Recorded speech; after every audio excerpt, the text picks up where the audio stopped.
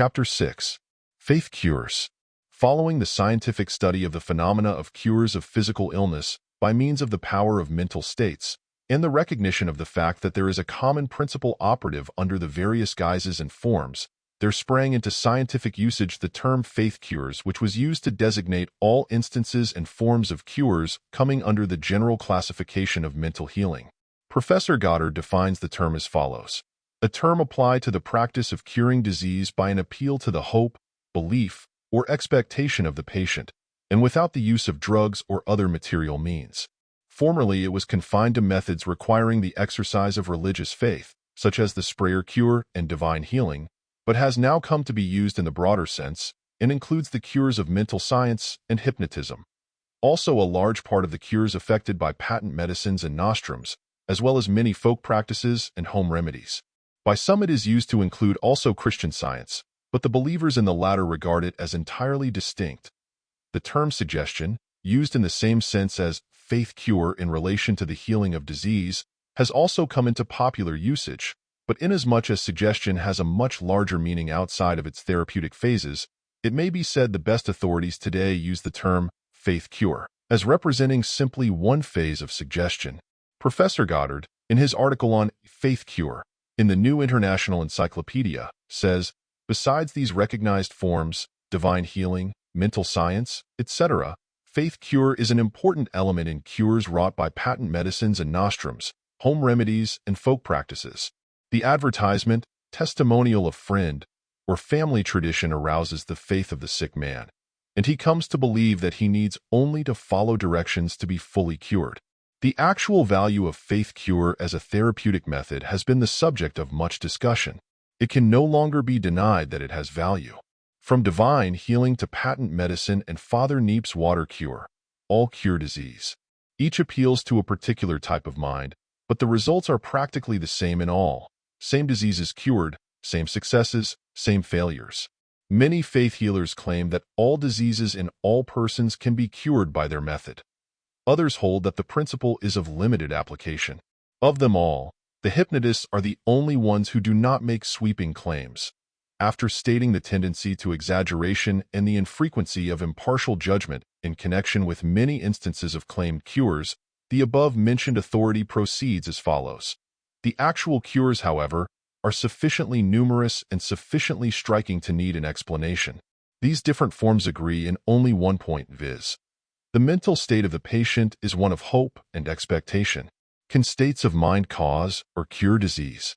Some familiar occurrences seem to justify an affirmative answer. It is well known that certain glands and secretions are markedly affected by emotions. Fright causes the saliva to cease to flow and the perspiration to start. Sorrow causes the lacrimal glands to secrete tears. Happiness favors digestion. Unhappiness retards it. Mosso has demonstrated that the bladder is especially sensitive to emotional states. In general, the pleasant emotions produce an opposite physical effect from the unpleasant ones. There are many glands within the body whose action under emotion we cannot observe, but we may reasonably assume that they also are affected by emotional states. Hence, if unpleasant emotions so act upon the glands as to derange the system and cause disease, the pleasant emotions may reasonably be assumed to tend to restore the normal functions. The various forms of faith cure tend strongly to put the patient in a happy frame of mind, a condition favorable to health. However, there are all degrees of faith and wide differences in the way the system responds to the emotional state. One person is slightly affected by a strong emotion. Another is strongly affected by a weak emotion. Hence, there must always be a wide difference in the results of faith cure methods.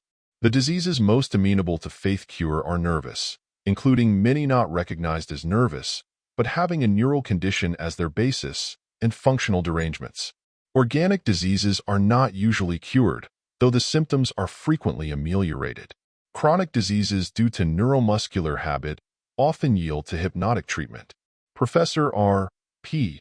Halleck says, were it not for this power of the imagination, the majority of quack nostrums would disappear.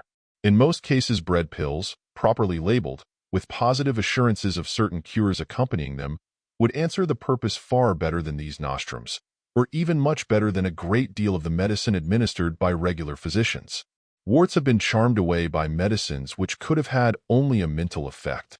Dr. Tuke gives many cases of patients cured of rheumatism by rubbing them with a certain substance declared to possess magic power.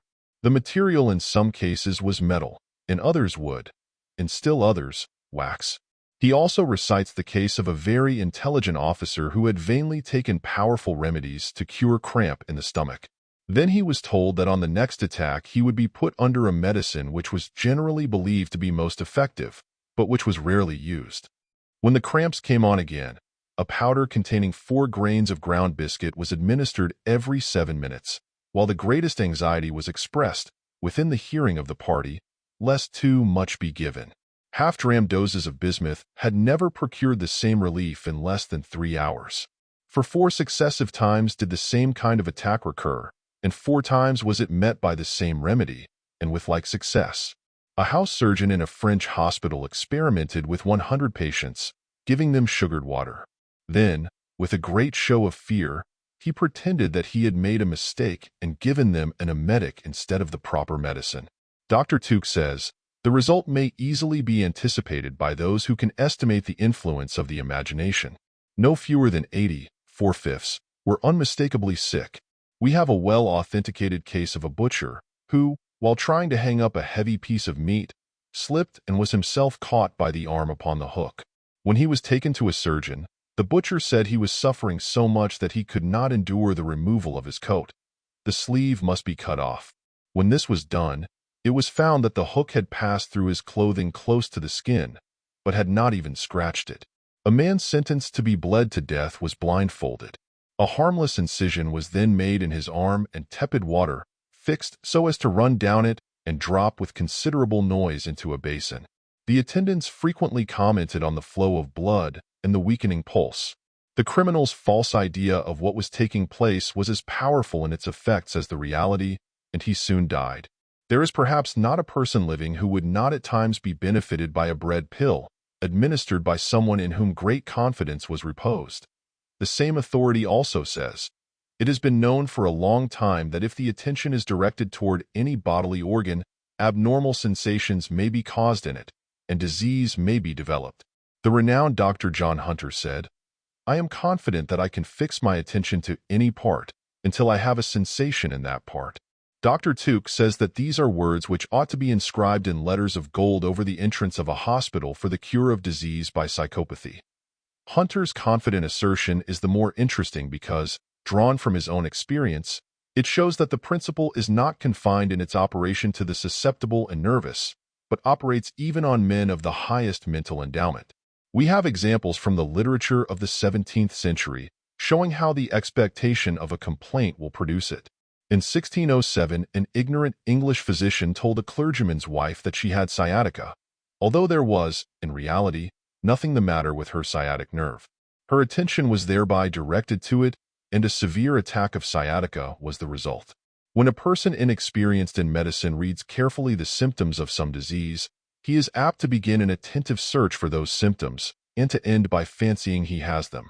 Seasick persons have been relieved of their nausea by being made to bail a leaking boat from the fear that it would sink.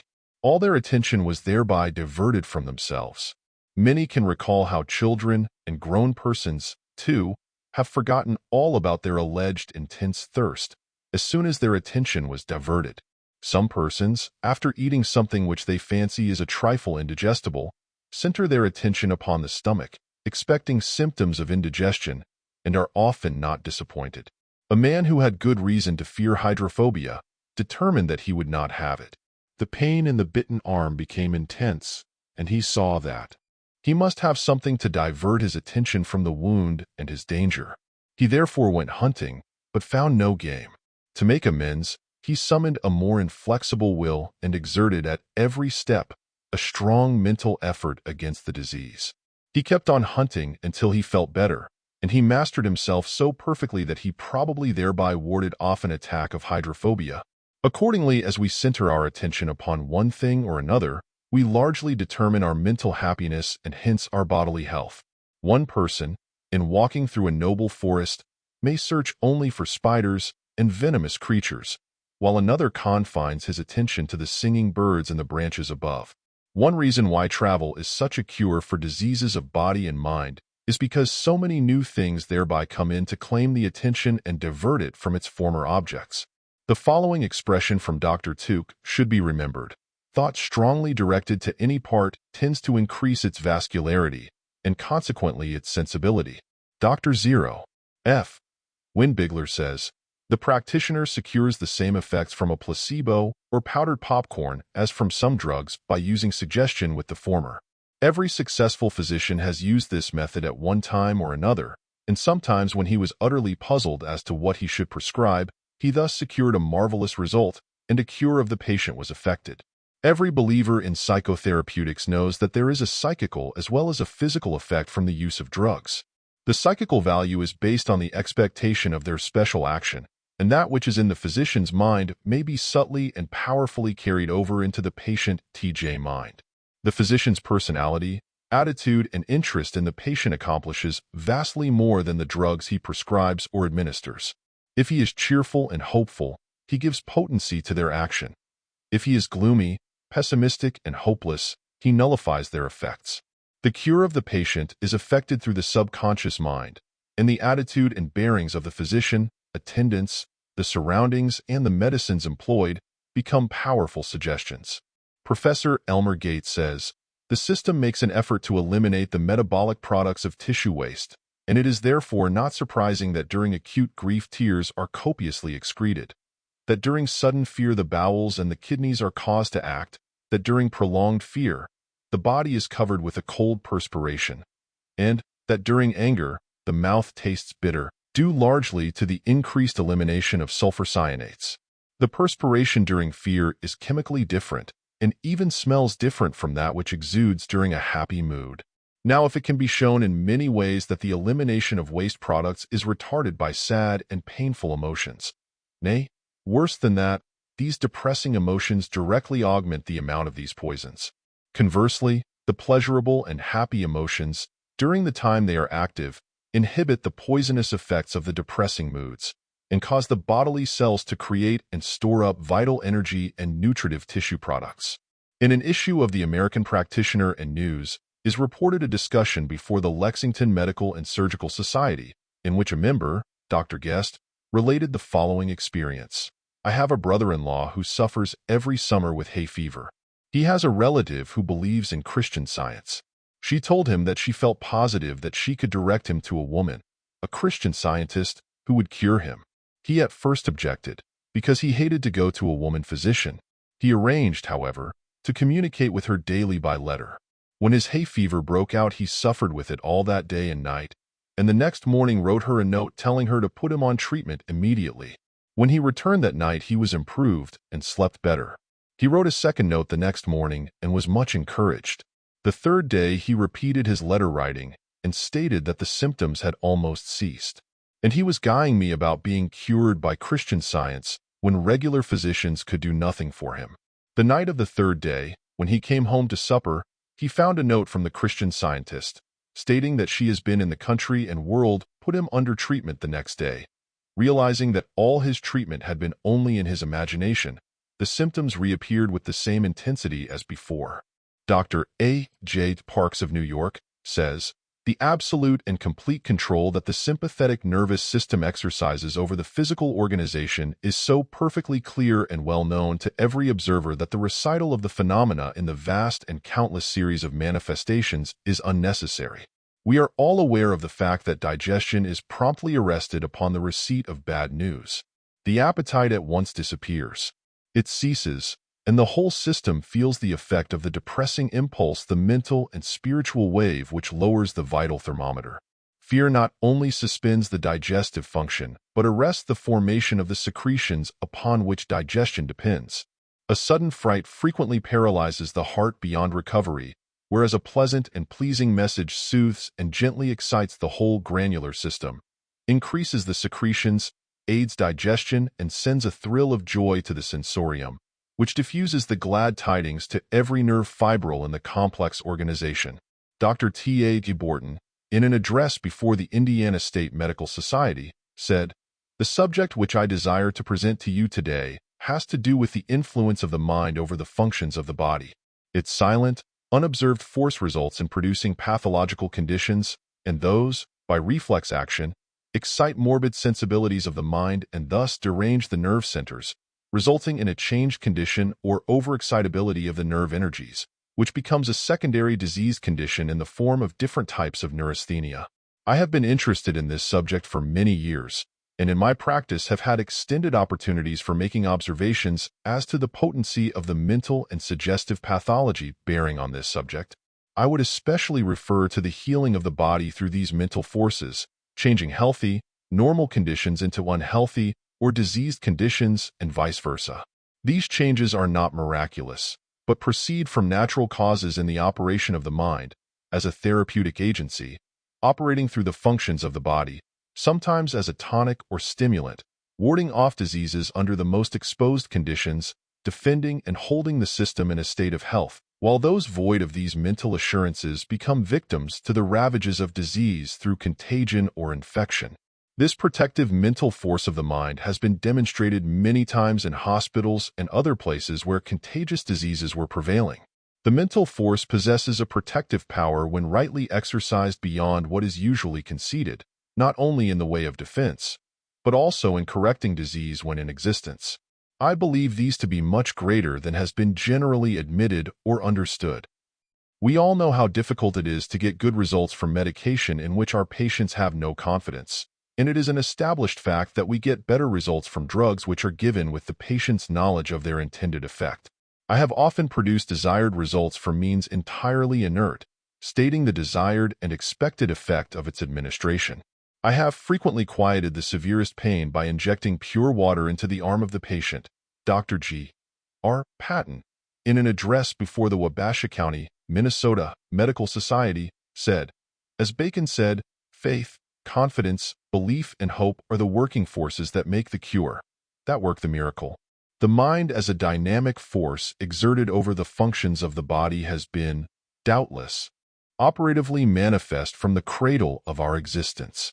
By the phrase, the mind as a dynamic force, I refer to the various forms of suggestion as well as to various affective faculties of the mind, or those states caused by the sympathetic action of the brain, such as faith, confidence, belief, imagination, emotions, hope, and the like. Any or all of them may become active over the bodily functions. As instance of the mental impression acting upon observable functions revealed through the capillary circulation as revealed to the sight, I will mention blushing or pallor of the face, depending upon the theme presented to the thought, the mouth watering on the sight or thought of tempting food, the flow of tears from words or thoughts that excite grief, nausea or vomiting from a sickening spectacle, sexual excitement from obscene thought or lascivious sights. Instances might be multiplied. And is it not a fair inference, indeed, that through the vasomotor nerves, the internal viscera may be subject to like effects through mental impressions, and that thus acute as well as chronic congestive ailments thereof may be favorably influenced or even cured thereby? It is my conviction that recognition of the power and usefulness of mental dynamics, including all forms of suggestion over physiological and pathological processes in combating diseases, is unquestionably the most impressive advance in modern medicine. Mental influence alone may diminish or increase the activities of the physiological processes to the extent of removing the pathological effects of disease. A celebrated medical teacher, after an exhaustive dissertation over a case, was leaving the bedside without prescribing any treatment when the house physician asked what should be given the patient. "Oh," said the professor, "a hopeful prognosis and anything else you please." To this he added, "The doleful doctor will be a failure, while the hopeful one will prove a winner from start to finish." It is reasonably assured that ultimately the physician will become not so much the man behind the pill as the judicious advisor, the wise counselor, gently leading the sick into green pastures, beside still waters, through paths that lead onward to recovery, assisting nature at times, if needs be, with a big bread pill. Dr. Herbert A. Parkin, the well-known authority on suggestive therapeutics, says, "Certain results will follow certain thoughts, and in every instance that it is possible to get the patient to think the thoughts we desire, we secure the results we desire. It is the work of the suggestionist to place these thoughts in the mind of the patient so that he is bound to think them, and this can be done to some degree, if not perfectly, in every case. It is well to have faith, but faith is not absolutely necessary at the outset. It is time enough for the patient to have faith in the treatment when he can perceive the benefit he is receiving. Understanding the mental and physical changes which follow a certain thought, the suggestionist is able to bring about those mental or physical changes by using direct suggestion in such a way that his patient is bound to think the thoughts which will produce the results. A man may not have faith in the statement that the thought of lemon juice will stimulate the flow of saliva, but if he will imagine for a moment that he is squeezing the juice of a lemon into his mouth, the saliva will immediately flow more freely than usual, regardless of his faith. Similarly, many, if not all of the organs of the body, can be affected by impulses following certain lines of thought, and these impulses will follow the thought and stimulate the organs regardless of faith. It is simply necessary to get a patient to think the proper thoughts, and it is in the thought directing that the work of the suggestionist lies.